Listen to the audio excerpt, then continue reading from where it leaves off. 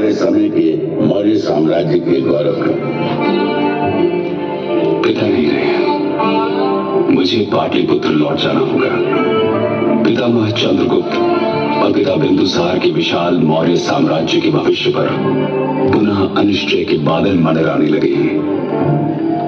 मौर्य साम्राज्य का शासन अपने ज्येष्ठ भाई सुसिम के कमजोर हाथों में चला जाने दो। राजकाज से दूर मैं चला जाऊं घने अंधियारे जंगल में। सुसिम के हाथों में मैं मौर्य साम्राज्य के विनाश को देख रहा हूं।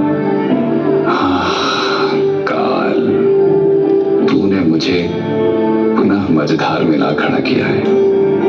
मेरा जीवन संघर्ष और उठापटक का चक्र बनकर रह गया है। इससे मुक्ति नहीं। अशोक को साम्राज्य के भविष्य की चिंता थी। कई तरह के प्रश्नों ने आ घेरा था। वे उसमें